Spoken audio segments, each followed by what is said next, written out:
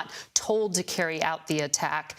And they have said time and again, both officials in the region and U.S. officials, that it is getting harder and harder to actually get these militias under control because there is no longer one powerful general like there used to be when Qasem Soleimani, the legendary general, was in control, using these proxy forces to carry out Iran's will, but hiding behind them as well by trying to avoid that direct conflict. And remember, he was taken out by the Trump administration in a drone attack in 2020. Right. We were just in the region, of course, and some of the criticism that has been levied by Republicans in Congress is that these have been pinprick attacks, going after infrastructure, going after weapons depots, but not going after command and control or the individuals that are carrying out or ordering these attacks or funding them. An important point. Another one, and this was a conversation before this deadly attack on U.S. personnel, is whether President Biden will decide to keep U.S. military in the region to the extent he has them. There are about 3,400 U.S. troops in Iraq and Syria combined,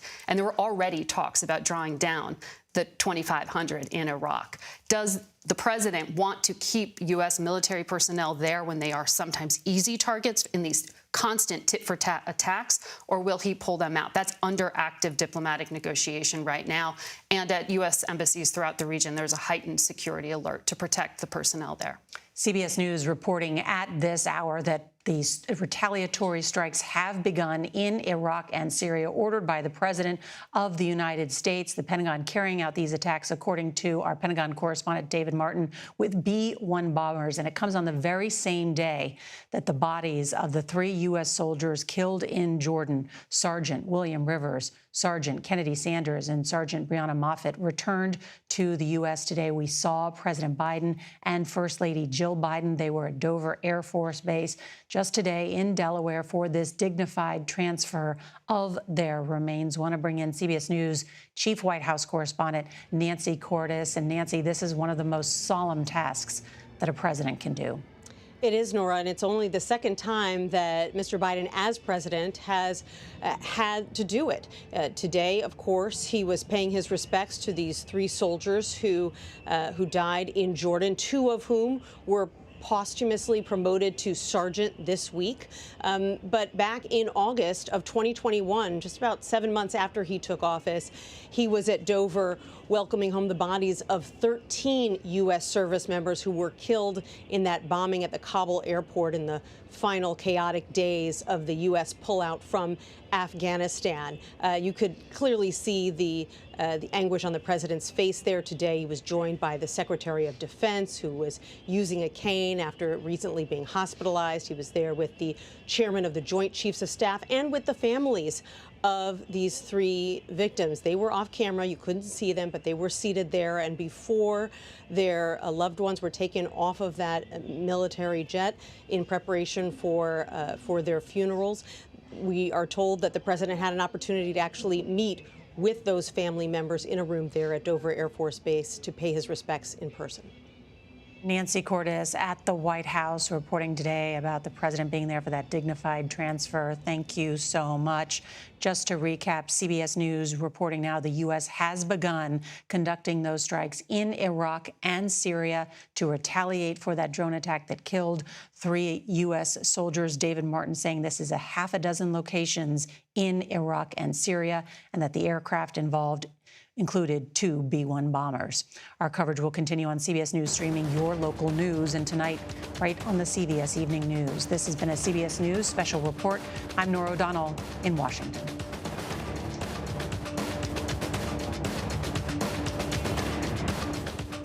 We continue our coverage of this breaking news. The Pentagon says that the U.S. has begun retaliatory airstrikes against targets in Syria in response to the fatal drone attack that killed 3 U.S. service members in Jordan. We have a team of correspondents and experts following all of this. Let's begin with CBS News correspondent Christina Ruffini. And Christina, remind us, what do we know at this point regarding these strikes? It's a little vague, and this comes from our Pentagon team, but we believe the U.S. has started to strike IRGC targets in Iraq and Syria. And the thing about striking back against Iran is that you don't necessarily have to hit inside Iran. And that's a debate that's going on, especially on the Hill right now. But because Iran has so many proxy groups and so many tentacles throughout the region, the U.S. is able to target them without striking inside the boundaries. And the thought behind that with this administration, we believe, is that they are trying to strike back, to have retaliation for these U.S. forces that were killed without escalating the wider conflict in the Middle East. And that's something we've heard a lot from diplomatic sources, from regional allies. They understood that the U.S. needed to strike back. They supported the U.S.'s right to strike back, but they have been warning against going too hard or striking inside Iran because of fear of escalation. Now, again, that's a debate that you can have whether or not that is the correct choice to be made, but it seems like that's the calculation the administration has made. Also, the timing of this. There was a delay in these strikes. They waited almost a week to make this decision and give the go-ahead. And as Margaret was just saying on our special report, that's likely strategic, and that gives the chance of a lot of these leaders who were in these areas to get out. You know, they knew the U.S. was gonna strike back, so that allows the U.S. to hit targets without killing high-ranking Iranians and then forcing Iran to escalate yet again. So that's the decision the administration has made, and it looks like those strikes are currently underway. All right, thank you. We'll continue checking in with you. We want to bring in now CBS News national security correspondent David Martin. He is at the Pentagon. He's been following all of this since the moment that we got word about those three members that died. We obviously saw their return here to U.S. soil today. What is the latest that you have learned there in the Pentagon? Well, we know from several officials now that the strikes against Iraq and Syria, retaliating for those 3 American service members, are now in progress. They're being conducted against what I'm told are about a half a dozen locations in both Iraq and Syria, and the planes involved include 2 B-1 bombers, which is an intercontinental bomber which is capable of carrying up to 75,000 pounds of bombs. So these could be fairly extensive strikes. Christina was talking about waiting to conduct this strike until senior Iranians had time to get out of the country or go to hiding inside the country.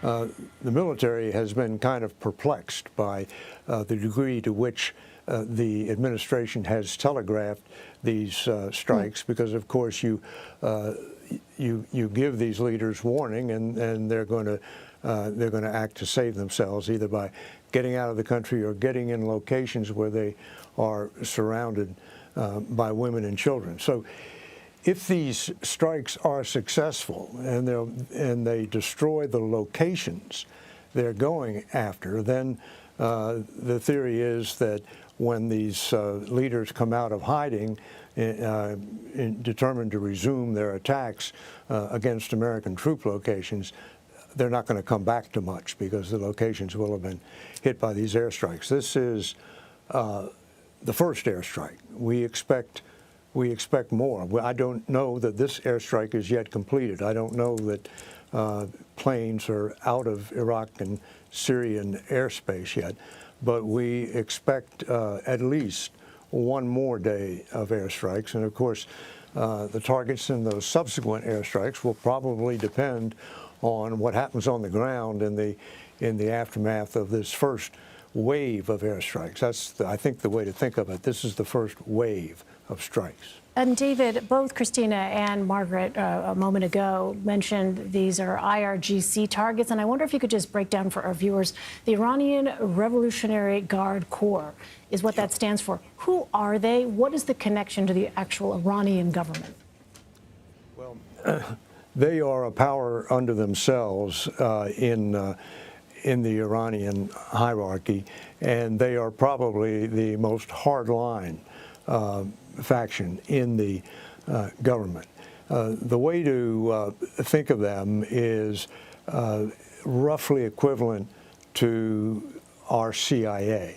They conduct overseas covert operations, and in this case, their overseas covert operations are support for these militias in Iraq and Syria, and for the Houthis in Yemen, as well as Hamas and its most powerful client, which is Hezbollah in Lebanon. So it is the force, the enabling force behind the so-called axis of resistance, the groups that we keep referring to as Iranian backed militias. And the theory is that they are responsible for these attacks. The militias are just the front men who carry them out, but it's the Iranian Revolutionary Guard Corps that make the attacks possible. Therefore, if you are going to punish Iran without escalating into a wider war, you need to go after these IRGC locations and personnel in Iraq and Syria.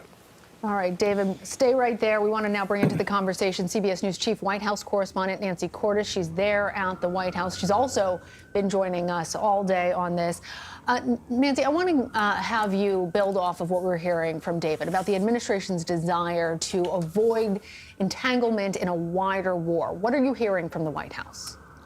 Well, they have made it clear openly all week that that is something that they want to avoid. The NSC spokesperson, John Kirby, right there at the podium in the White House briefing room said, we don't want to get into a war with Iran. We don't want to escalate things with Iran. At the same time, we want to be able to send a message that what happened is unacceptable. And so that sent a pretty powerful signal pretty early on that they were unlikely to strike targets in Iran itself, on Iranian territory, but that they would look to take out, as they have in the past, outposts that are linked to Iranian groups that are in Iraq and in Syria. And we're still waiting for more details from the White House about the timeline here, when the president signed off on these particular strikes, how extensive they were, whether this is just the start of a series of strikes that could last several days.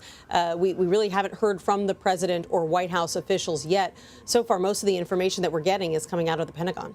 And Nancy, it was just a couple of hours ago that we were speaking to you and David as well as that dignified transfer of the remains of the 3 U.S. soldiers killed in that strike in Jordan was taking place. We saw on that tarmac not only President Biden, but also Defense Secretary Austin. Talk to us a bit about the factors that went into deciding how forceful of a retaliatory response there should be. We had talked about this a bit earlier. There are a number of considerations here for the president. Right. So already the U.S. Is entangled more than it would like in skirmishes with various groups throughout the region. Obviously, it is talking constantly with Israel, has urged Israel, for example, to be more careful to avoid killing civilians in Gaza. Then it's dealing with the Houthis based in Yemen, who are also tied to Iran, get a lot of military weaponry from Iran, who have been firing for weeks now, not only on U.S. military vessels, but also commercial vessels in the Red Sea from all over the world. And the U.S. has really formed a coalition in the Red Sea to try to deter those attacks. So they've fired on the Houthis. They have fired repeatedly on Iranian-backed groups in Iraq and Syria, and they always have sort of a list of potential targets at the ready for situations like this. The president said a couple of days ago that he had decided how he wanted to respond, and so at that point, the U.S. and the world really were just waiting to see what he had in mind. And today we're getting our first inkling of what that might look like. And as we are starting to see that, Nancy, I want to bring in CBS News Congressional correspondent Scott MacFarlane. Scott, what are you hearing from lawmakers? You're there on Capitol Hill. We know that many of them have felt like the administration's response to Iran hasn't been strong enough yet. What are you hearing now? Some of the reaction, the initial reaction goes right there, right down party lines, as has been the case over the past couple of weeks.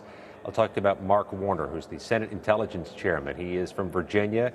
He has a huge military presence in his state, and his statement a few moments ago is glad to see President Biden taking action against those responsible for the death of American soldiers in Jordan. We're sending a clear message, he says.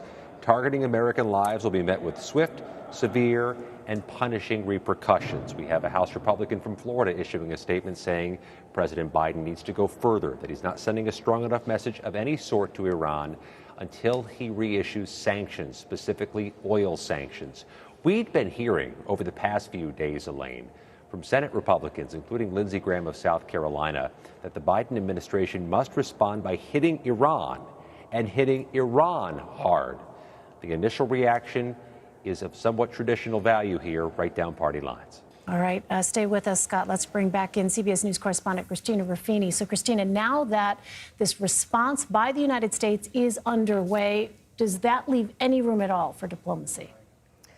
Depends on what diplomacy you're talking about and what the goal of that diplomacy would be. Look, we've talked to sources in the region who have previously and currently tried to pressure Iran into putting more influence over these proxies and kind of sitting on them, for lack of a better phrase, to say, stop it, not now. There's enough problems in the region. Let's not be popping off all over. The problem is, as some of my colleagues have alluded to, Iran and the IRGC are to an extent losing some of that direct control over these groups. And it's debatable how much control they really want to have, because it gives them plausible deniability for these attacks. You know, you'll have another diplomatic group go to Tehran and say, look, we really need you to dial these guys back. And they'll say, well, we don't control them directly. You know, what do you want us to do? At the same time, they're giving them money, they're giving them funding, they're giving them weapons. So we're going to have to see what the fallout of this is and if these groups kind of contract. You know, already we've seen Kataib Hezbollah, which is the group, part of an umbrella group that partially took responsible for this attack at Tower 22, say they're calling off, you know, their attacks in Iraq. They're going to step back. They're going to calm down. Now, actions speak for themselves, the administration has said, whether or not that's true. But the thing we haven't seen is Iran retaliating against these groups when they do strikes that Iran says, you know, they didn't give the green light on, right? If they go too far, there's no repercussion for that. In fact, they usually just continue to get more weapons and arms from Iran. So, you know, we've got the Houthis in Yemen, we've got Hezbollah in Lebanon, we've got Hamas, we've got Kataib Hezbollah. There's a bunch of different groups, all with slightly different goals and slightly different funding mechanisms from Iran and varying levels of control. So the biggest diplomatic goal for the moment is just to try to keep a lid on this conflict long enough for the Biden administration and Qatari officials and Egyptian officials to try to hammer out some sort of a ceasefire between Israel and Hamas. And the question is how long they can hold that together and whether or not they're going to get enough runway to get that done. All right, David Martin, we understand that you now have some new information from CENTCOM. Talk to us about what you're learning. Well, the U.S. Central Command has now put out a statement, and what it says tells me that I undersold the size of this strike. In my earlier remarks, I had said that there were about a half dozen locations. Well, there were multiple targets in those half dozen locations. And so this is what the statement says, that the strikes began at 4 p.m. Eastern Standard Time, and they were conducted against 85 targets with numerous aircraft, to include long-range bombers flown from the United States. That would be the B-1 bomber. The airstrikes employed more than 125 precision munitions. So 125 bombs landed in Iraq and Syria. And then it goes on to say the facilities that were struck included command and control operations centers, intelligence centers, rockets and missiles, and unmanned aerial vehicle storage and logistics and munitions sites belonging to both the militias and to the Iranian Revolutionary Guards. So those are the details as put out by the U.S. Central Command, and you can see that is a considerably large strike, 125 bombs landing on targets, hopefully accurately, in Iraq and Syria. David, you laid out for us now in greater detail the extent of these strikes.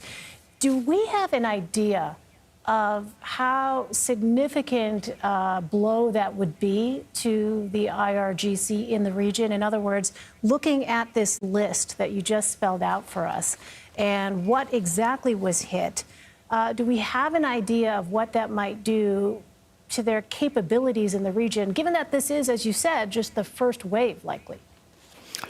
Well, I mean, I think it's safe to say that this does not eliminate their capabilities entirely. And we've seen in this now 3-week-old air campaign against the Houthis in Yemen that you can turn an entire aircraft carrier strike group loose on a country, and you still can't eliminate all the weapons in that country. The militias and the Iranian Revolutionary Guard have tried very hard over the years to hide their capabilities.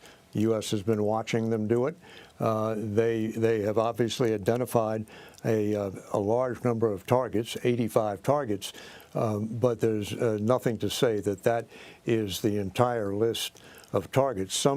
Some of these locations that the U.S. would want to hit may be simply located too close to civilians, and that you just cannot drop a bomb without having too great a degree of civilian casualties in the bargain. So nobody, I think, expects this to end the strikes against the U.S. troop locations in Iraq and Syria, but it certainly should set them back, and I think also establish the message that when you kill Americans, the consequences are considerably greater than when you just take potshots at them. On that point, I want to bring in, for perspective, retired U.S. Marine Corps Colonel Mark Cancian. He's a senior advisor with the Center for Strategic and International Studies, International Study Security Program. Mark, as Margaret Brennan said, the U.S. takes the opportunity to carry out airstrikes as necessary, and that this is not exclusive. The last one was taken on January 23rd. But now that we know more about the scope of it, 85 targets, 125 precision munitions, half a dozen locations, give us some context to understand the U.S.'s response here. Well, this is a significant response, but it's also not the kind of overwhelming response that maybe we had been expecting. And of course, there's talk about follow-on waves.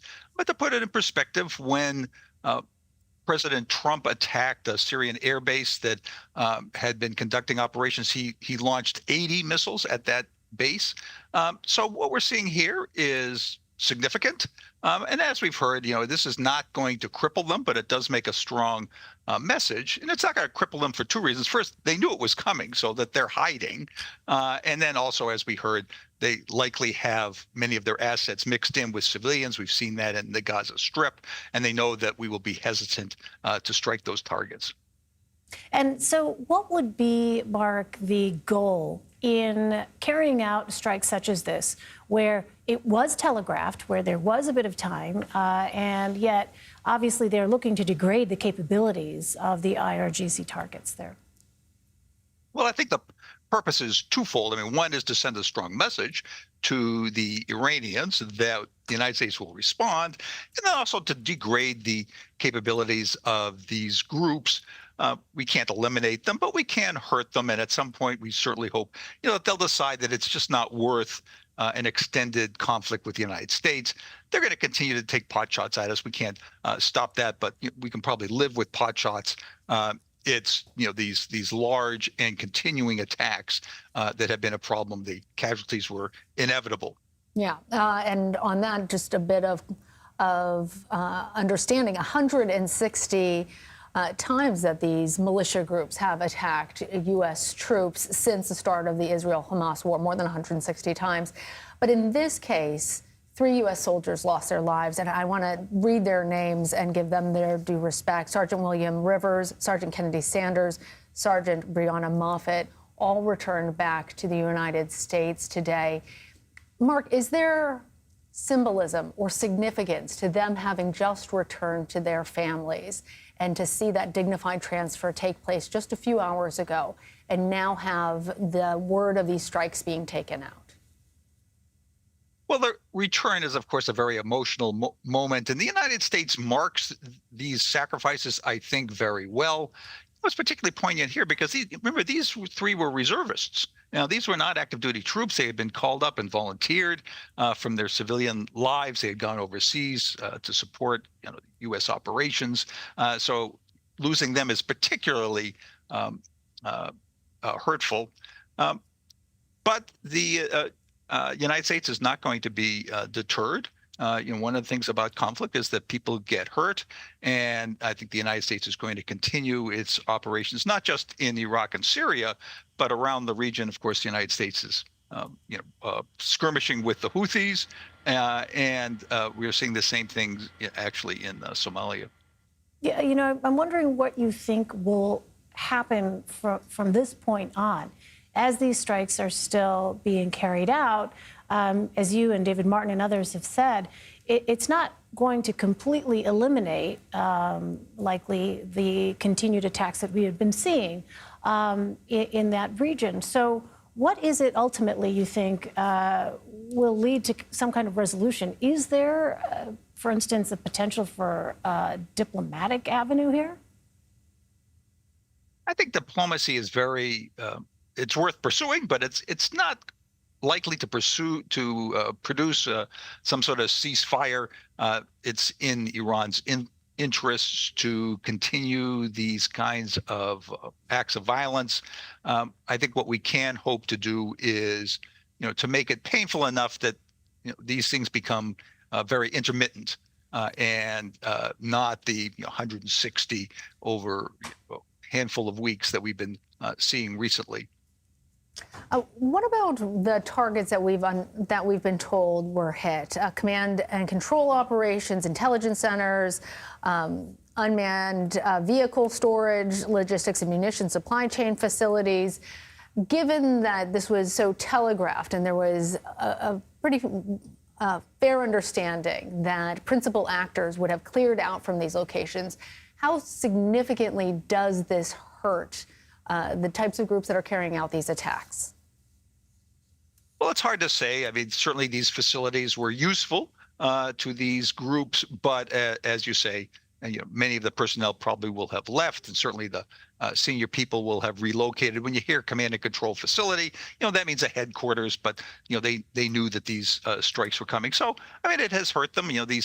These bases are part of their military capability, but it's by no means a knockout blow.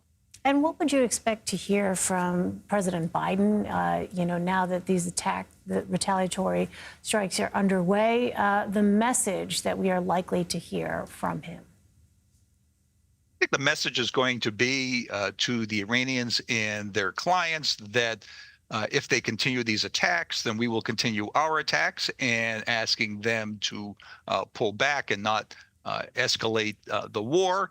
And I certainly hope we hear that if the attacks continue, the United States will continue its attacks and maybe even escalate the attacks. There are some additional things the United States could do. I don't think we're going to see it quite yet. But, for example, there are Iranian advisors overseas. We could target them. And they have some ships in the Red Sea. There's a tattletale there that's helping the Houthis target merchant ships. We could take that out or take action against it. What is that ship? Explain that for us a bit, because I'm not sure our viewers understand. I've heard that phrase used, but tell us what that is exactly. Well, what it is there's an Iranian small warship in the Red Sea, and it watches all these merchant ships go by, and it tells the Houthis, okay, here comes somebody here, and they're at this location. So if you want to target it, there they are. And these are frequently referred to as tattletales because they are relaying information to someone else to make a strike.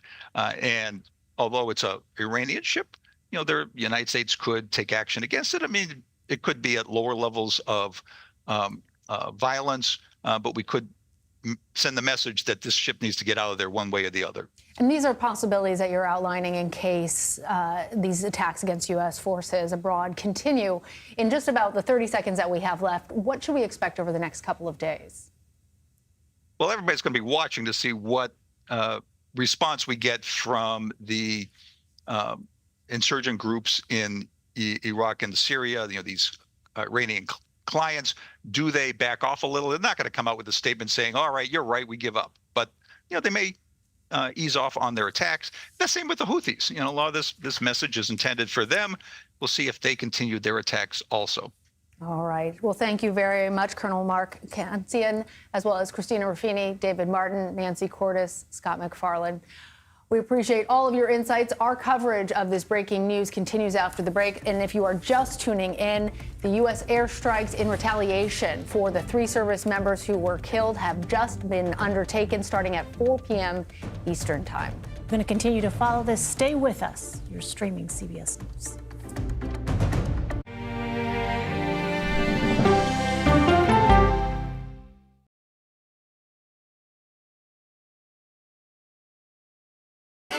Hey there, welcome to The Uplift. I thought she was a groom, and I stepped back and I went, oh, you're the queen. She's gonna be with me every instant that I'm alive. I just wanted to see if you'd go to Disneyland with me today. I look over at him and he's smiling. I'm gonna remember that the rest of my life. They told us when he was gonna be born, he was only gonna live for 30 minutes. It's really a miracle that he's with us today. The Uplift. Stream now on the free CBS News app. There is no more room in our city. New York City is receiving record numbers of migrants. Today, we're going to have more than 500 adults and children come through that door. Tensions rise as shelters reach max capacity. We don't have to take care of them. CBS Reports goes inside a crisis cities and families are facing as they fight to survive. The United States still has that glimmer of hope for people to come here. Fighting for a future. Now streaming on the free CBS News app. She's a country music legend, philanthropist, fashion icon, and now rock star. I think there's a lot to be said about being comfortable with who you are. Find out what's next for Dolly Parton when we go person to person. An original documentary from CBS Reports. That desired farm is a wonderful place to raise children, and it still is. Promises broken. Black Americans have been the target of racism and discrimination pretty much from the time they acquired ownership in the land. Costing black farmers hundreds of billions in generational wealth. They did everything to make sure we were run off that land. But communities are uniting to continue the fight. Collective ownership is powerful. To keep their land and their dreams alive. To watch my children play on land that we own means everything. So land is power. Most definitely. 40 Acres and a Mule, now streaming on the free CBS News app. She is a beloved American icon and head of a media empire. But is Oprah Winfrey happy? How do you define happiness? Yeah, I call it happierness. Find out when we go person to person. An original documentary from CBS Reports. It was genocide, a deliberate effort by the United States government to eliminate the food source that was relied upon by Native American tribes. American bison were slaughtered and Native Americans displaced. And that's how tribes were subjugated to reservations and our lands were taken. But now, through conservation efforts at Yellowstone, Buffalo provided everything that we needed. Now they need help. a herd grows. We need to step up and help them. And a culture is reborn. When the buffalo return and come back, that's when our tribe will begin to heal. Yellowstone Bison Revival, now streaming on the free CBS News app. I'm 48 Hours Erin Moriarty. Join me on a true crime journey to justice on my original podcast, My Life of Crime. I know when I wake up on Sunday mornings, I need to continuously earn the trust of the viewers at home. How do you lower the cost of prescription drugs? I'm always looking at where the story goes next. I'm looking to give in a little bit of perspective. I hope that our guests come on and share something. For Americans, they're feeling it pretty hard. I know. That reveals a new way of looking at something, more insight. You will leave better informed, I can tell you that.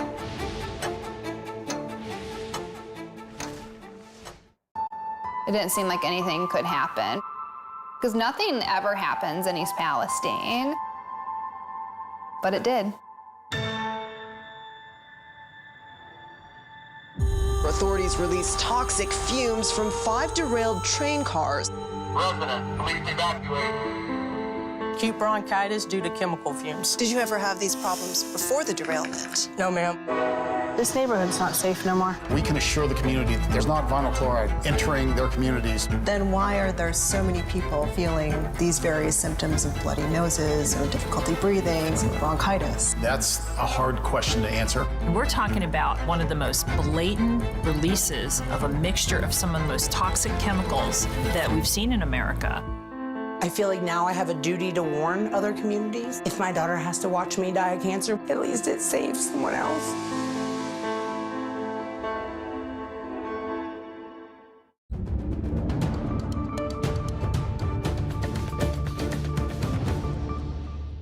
Hi, everyone. I'm Catherine Herridge in Washington, and thanks for streaming. The U.S. has launched a series of strikes in retaliation for the strike against a base in Jordan that killed 3 U.S. soldiers last weekend. Plans for airstrikes in Syria and Iraq were approved earlier this week. The Pentagon said it wanted to avoid a wider conflict in the region, but said it would take all steps necessary to defend the U.S. and its interests and its troops. President Biden has said he holds Iran responsible for supplying weapons to militant groups who carried out the attack on U.S. troops. With us now is retired U.S. Marine Corps Colonel Mark Kansian. He's a senior advisor with the Center for Strategic and International Studies. Okay, so we're just getting our first details about the depth and breadth of these strikes. What's your assessment? Well, the attacks are certainly significant. There are a lot of munitions against a lot of facilities. It sends a pretty strong message. And these facilities have value to these groups. On the other hand, the groups have had several days to move personnel and equipment away so that the damage would likely be minimized. And to put it in perspective, in 2017, when President Trump attacked a Syrian air base that was using its facilities against the resistance in Syria, they launched 59 Tomahawks, about half of what we're seeing here. But that was a case where U.S. forces were not involved. So, this is significant, but it's maybe not the overwhelming response that the administration had signaled. So to just cut through the noise here, is this an effort to show that the U.S. is retaliating, but at the same time avoid any possibility of escalation with Iran? Well, the administration certainly does not want to escalate with Iran. Both sides have been essentially attacking outside their homeland. We've never struck, or hasn't struck for many decades, the Iranian homeland, and we won't do that here. We'll strike their proxies. But we're hoping that this sends a message. And I certainly hope that we hear from the administration that if these attacks don't decrease, then we will launch another set of strikes. What we heard from U.S. officials throughout the week is that it was going to be a series of strikes, a multi-layered approach over several days, and they would be targeting personnel as well as operational capabilities inside Iraq and Syria. But it just seems that we've been pounding these sites for weeks, not only the U.S., but others, and it hasn't had a deterrent effect. So what would make this different? Well, this particular set of strikes doesn't appear to be different, at least what we've heard publicly.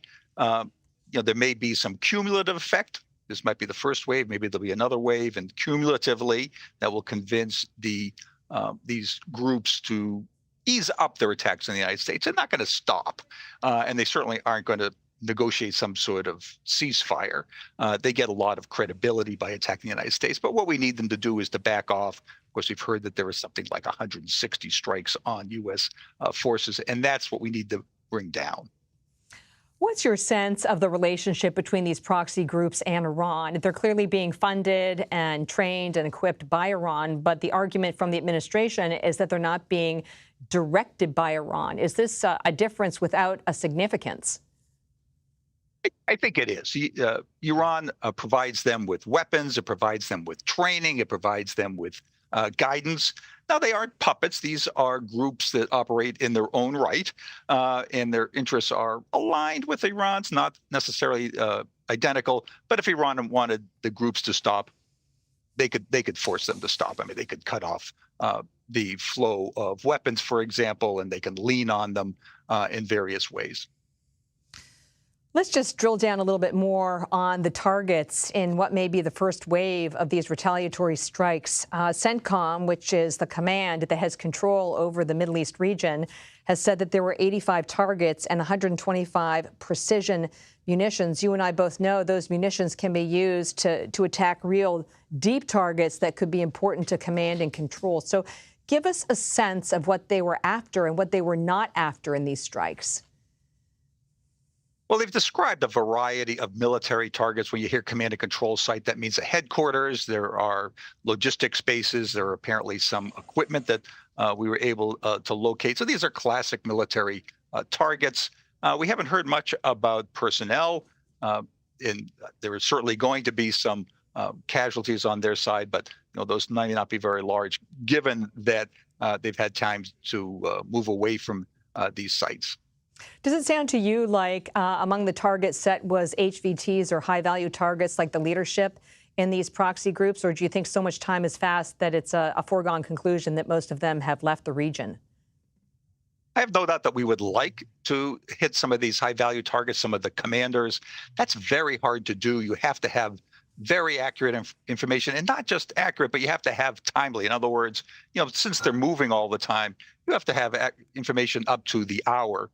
We tried to do this against Iraq in 2003 and failed miserably, even though we had really pretty good intelligence. So it's worth trying, but our track record is not very good. Eventually, you get a couple. They're not invulnerable, but it's very hard to do. We're talking a lot about the military piece here, but what about the economic piece? Is that something Tehran really understands? Really severe sanctions or the seizure of Iranian assets, could that also help put a stop to this?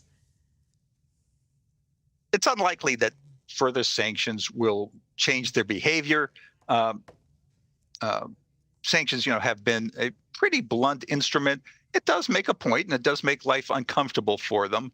And perhaps, the cumulative effect of these strikes and sanctions and other actions will convince them, again, to back off. But the history has not been very encouraging.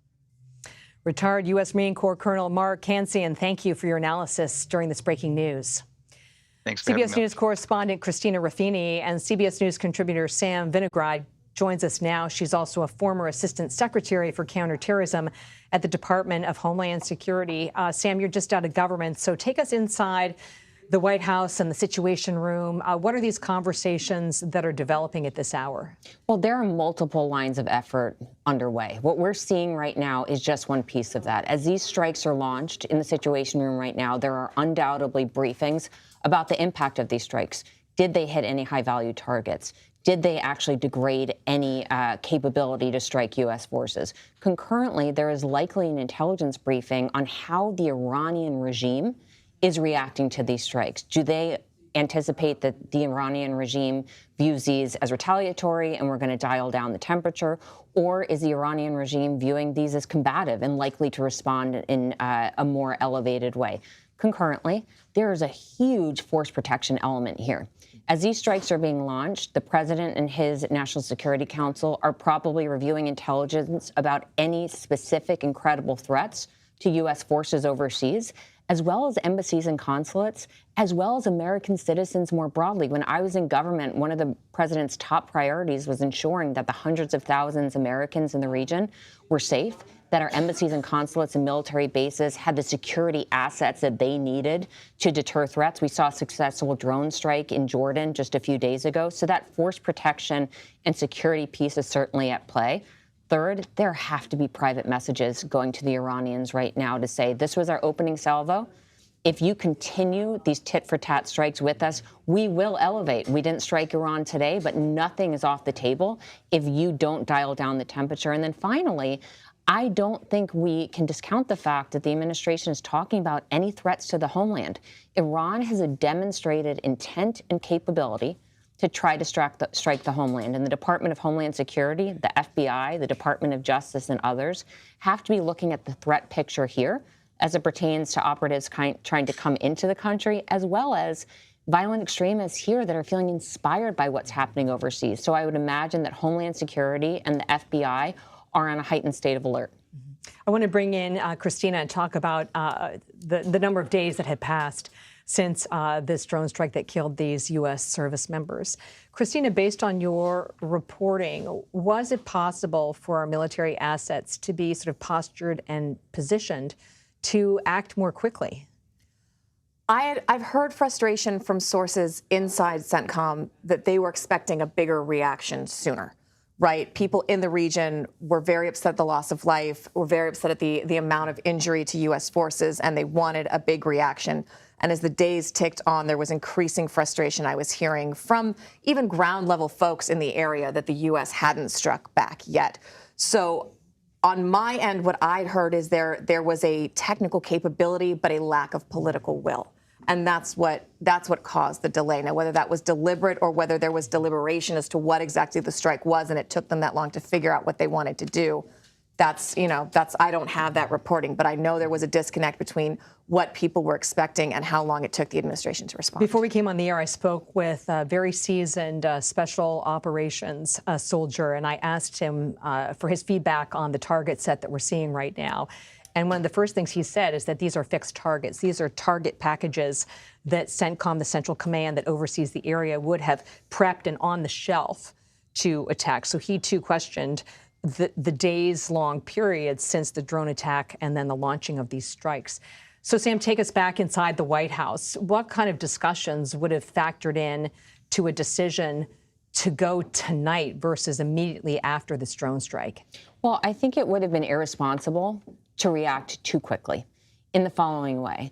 As these strikes are happening, I've been in the Situation Room when the military is about to do something overseas. And again, one of the core questions is, are there going to be reverberations from these strikes that are going to hurt Americans? And so the national security team, the Homeland Security team, has to make sure that they have security assets in place if the adversary chooses to retaliate. And so if we had just launched straight after we had lost our service members and many others were injured, we could not have guaranteed the safety and security of our assets overseas, most likely, nor the homeland. So I think that was certainly part of the calculus. I also would imagine that, again, communicating to the Iranians through various channels what the intent of these strikes were was also a consideration. We don't communicate directly with the Iranians. Let me just stop you there, because I don't think our viewers necessarily understand that when we have a message for the Iranians, we don't pick up the phone to them and say, hey, here's the deal, this is what we're planning, and this is our expectation. We're going through third parties, right?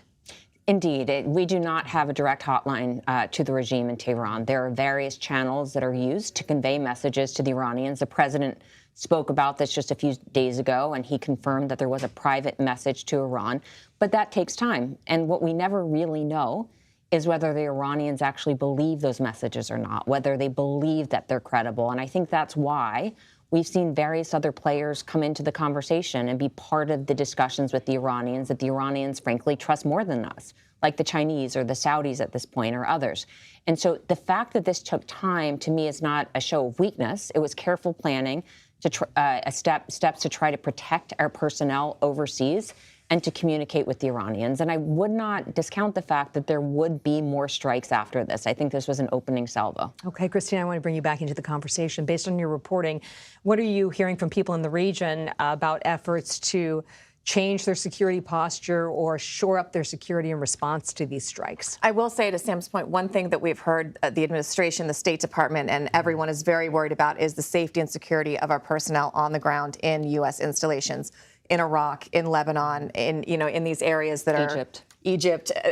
We have been watching these embassies waiting to hear that they're drawing down. And so far, other than Iraq, which they actually evacuated kind of in an odd way, almost in the middle of the night, they have to announce when they're evacuating a U.S. embassy because it puts American personnel in the country at risk. So it's a public disclosure they have to make. And they made it in a way that didn't flag it so they could pull some of that staff out overnight. But there is still, the embassy is still staffed up. It's still operating.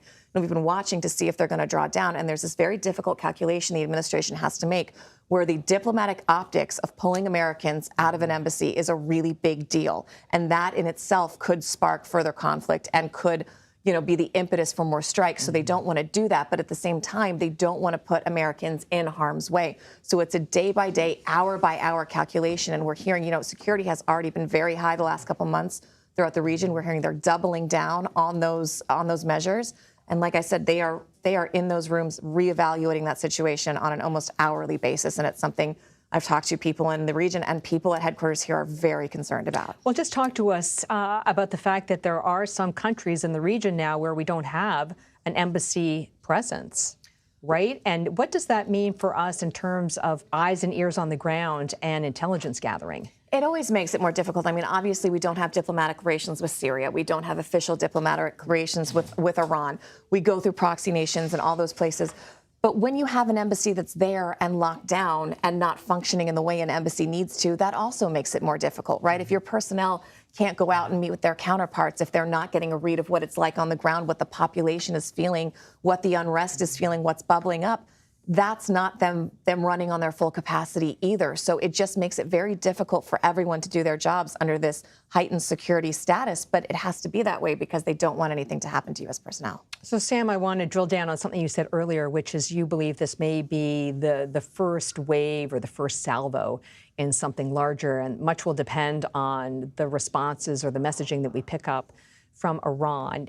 Let's just talk about that process. You know, how does that work, and how do you assess that intelligence? Well, I will say, just to Christina's point, I lived through Benghazi, I lived through the Arab Spring. I started my career in Iraq when we were mortared daily by Iranian proxies. I will confirm that there are not hourly, daily, or twice daily discussions about embassy and consulate security.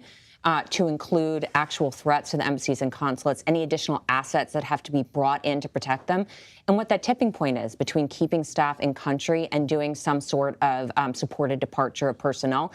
Even when we shut down embassies and consulate, there are still hundreds of thousands of Americans in the region. And to your direct question, as the administration is thinking about whether to launch the next phase. Ostensibly, they have a concept of operations right now about what stage 2 looks like, stage 3, and so on and so on.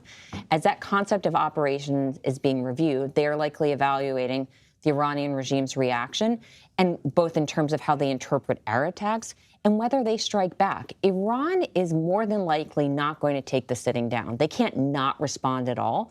But if they respond in a way where they don't actually do anything that really endangers Americans' lives or assets, we know that they're starting to de-escalate. And so the administration will be evaluating the actual direct response as well as whatever is garnered through intelligence. I know what you're talking about, but I want our viewers to understand that. So what would that look like from Iran, a signal that they are de-escalating? I think if we see Iran retaliate by launching rockets or mortars at U.S. sites that are easily defended, or launching strikes in a way that does not really endanger U.S. lives, that'll be a sign of de-escalation. We've had various proxies say that they're going to take a step back and that they're not going to strike and this and that. I don't put any credence in what the proxies say because their actions speak louder than words. And if the proxies launch strikes, again, that don't directly endanger Americans, then I think we can assume the regime has given them a message to step back. Because there are certain installations in the region that are getting hit all the time. Sure. Like a lot of our facilities in Iraq are hit regularly, and Syria. And it's, to your point, they're well fortified. They're, for lack of a better word, a little bit used to it. So, yeah, if pot shots, as one of our other contributors was saying earlier, if the Iranians just take a couple pot shots in the next couple weeks, you think that's a sign that they're de-escalating? I do, and that's quite different than launching a drone strike on a U.S. installation in Jordan that has not been struck before and is less well fortified. There are various military installations in the region that, again, are used to this, unfortunately, and so it'll be very interesting to analyze what Iran actually does from a response perspective. I think the bottom line for a lot of folks watching at home is whether we're on the cusp of a wider regional conflict. Christina, I'll start with you. I know I'm just asking you to give your best assessment. I think that's the question that has been asked in a lot of situation rooms all week. That's a situation. That's a question I've been having to ask officials from all over the region. Everyone is very concerned about that. And look, as we've talked about these various proxies, that Iran has various levels of control and that all have slightly different objectives. Those objectives are not all going to align, and they're not all going to align in the same direction, whether that benefits the U.S. or not, whether that benefits the current conflict between Israel and Hamas or not. So there's no one predictor. It's kind of a messy bowl of things, and you got to try to keep the lid on all of them at the same time. So I think that was a big part of this calculation with the administration wanting to show that they had responded, but not responding in a way that's going to escalate it. At least they hope not at this point. I agree, and that's why I think we should wait to see if we hear from the president at some time in the next couple of days, as well as how our allies react in the region. Sam and Christina, thank you both for your analysis with this breaking news. Thank you. We'll have a lot more coverage and analysis of these retaliatory strikes coming up, including reaction from Capitol Hill. I'm Catherine Herridge in Washington. We'll be right back. You're streaming CBS News.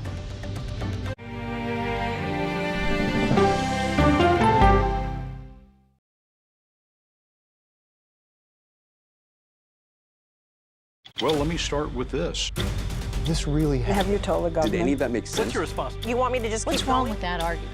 What have you Do learned? you know why? Why? Why? It's time for 60 Minutes, Sunday on CBS. An original documentary from CBS Reports. Since you started La Soup in 2014, do you have any sense as to how much food you've rescued from the landfill? We've rescued 4.5 million pounds. I can't even fathom how much food that is. And that's one little person in one little city in America. We're going to call this chicken piccata. We did 450 of these meals today. This is the exact dish That you and we I are going to just- have. Yep. Oh, really good. Is it good? Mm-hmm. Having a plan of how to keep people fed should be in every single city. So if we eliminated food waste, could we eliminate hunger? Yes. Eating Trash, now streaming on the free CBS News app. At this moment, terrorists could be plotting another attack. 9/11 triggered a counter-terrorist system that included a secret database. This person needs a closer look. A growing list of nearly 2 million people, including some Americans who say they're innocent. For 1 hour flight, I have to spend 6 hours to go and come back. CBS Reports explores the system, the people responsible for it, and those pushing for change. I'm not fighting against them. I'm fighting for them to do the right thing. The Watch List, now streaming on the free CBS News app. He was there when the war in Ukraine started. Extreme history. It's a big moment. The extraordinary story behind Sean Penn's new Paramount Plus documentary, Superpower, when we go person to person.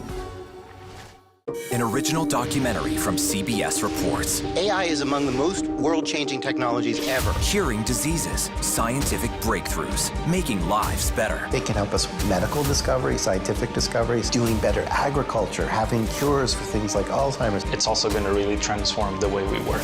The uplifting potential of artificial intelligence is limitless. It gives you a friend, somebody to chat with 24/7 that is non-judgmental. He makes me feel loved and desired. And so are its downfalls. The problem with all this AI is that it's unpredictable and uncontrollable. The choices we make now will have lasting effects for decades, maybe even centuries. The ChatGPT revolution, now streaming on the free CBS News app.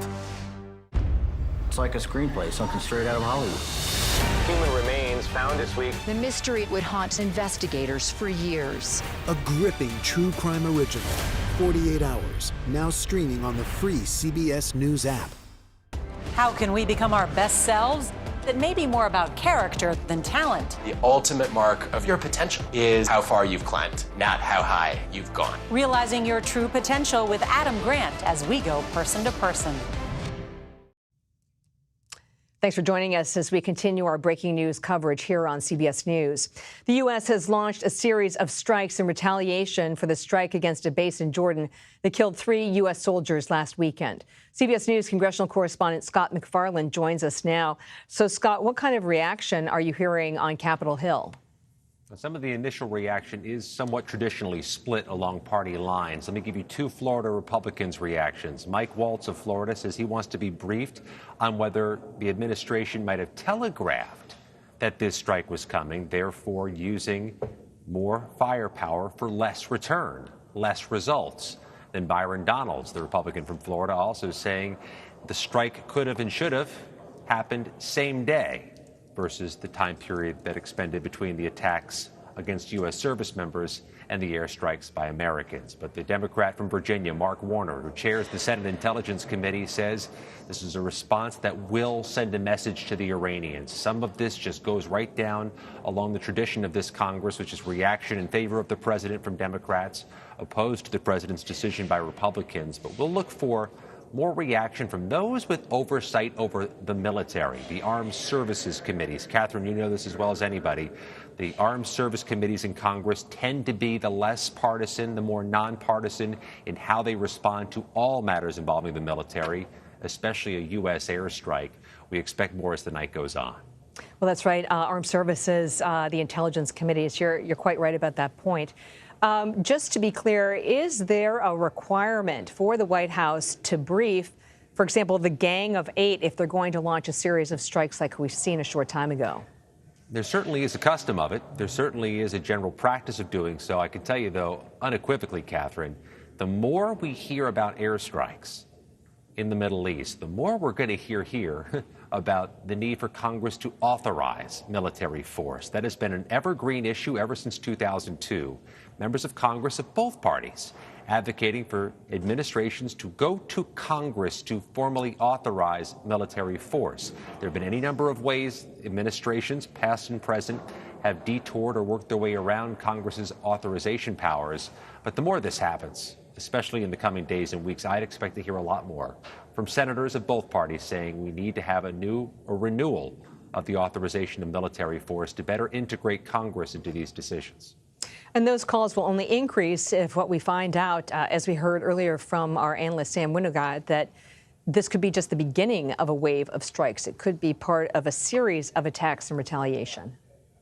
Yeah, and I think to a degree we've been hearing quite a bit since October 7th in anticipation that there may be U.S. military support of other actions in the Middle East, and perhaps anticipating this might expand to a wider set of military actions in the Middle East if there were targeting of U.S. military forces there. I think it's going to escalate. I think there's going to be a crescendo of that. What's more, as attacks continue against U.S. military members in other parts of the world, Congress is going to be more aggressive about employing its powers.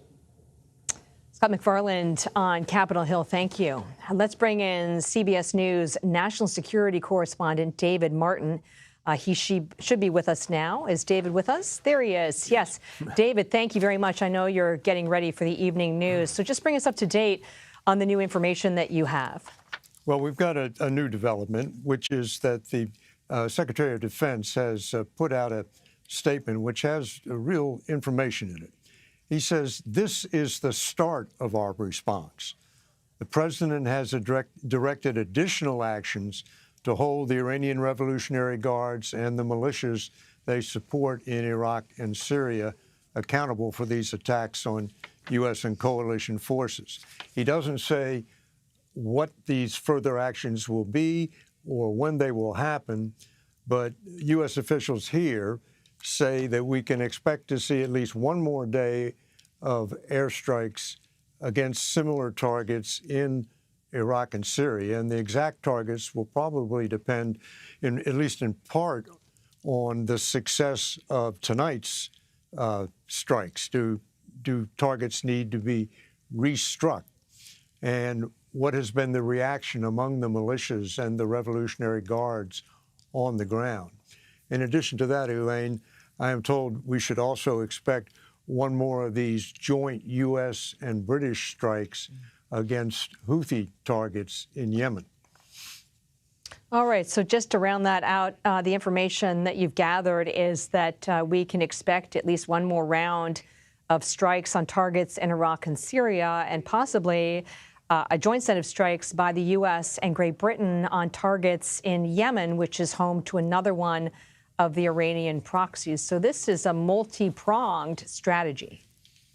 Well, it's a multi-pronged assault on U.S. troops and U.S. interests.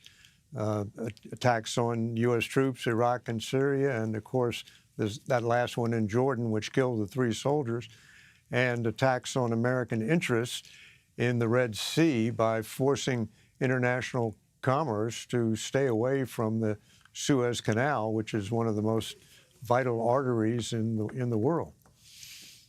David, you have such deep experience at the Pentagon in covering situations just like this. Is it your sense that these strikes are designed to go after HVTs or high-value targets, so personnel within the IRGC, for example, or the proxy groups? Or do you think this is more about degrading and destroying the capabilities that are putting American soldiers at risk?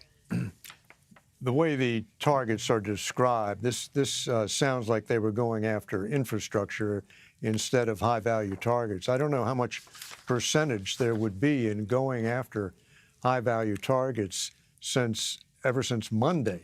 The president has been telegraphing that this attack is going to come, and administration officials have been reinforcing that message every single day of the week. So any member of the militias or the Iranian Revolutionary Guards in Iraq and Syria has had plenty of warning to go to ground.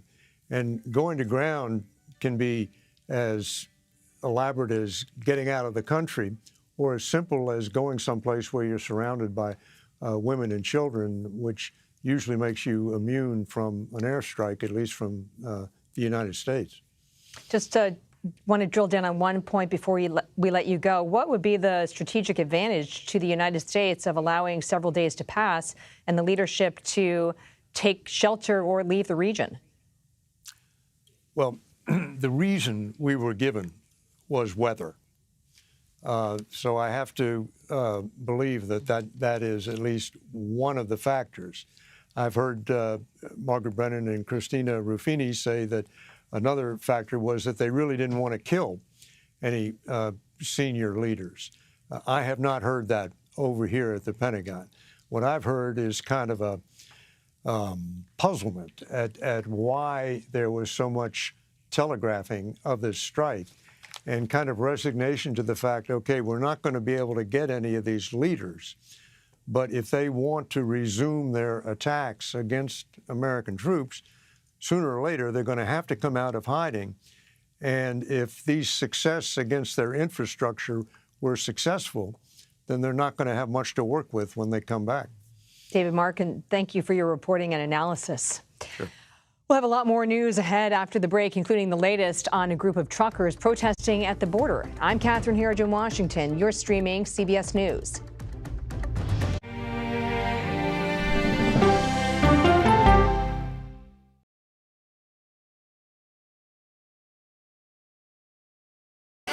Hey there, welcome to The Uplift. I thought she was a groom, and I stepped back and I went, oh, you're the queen.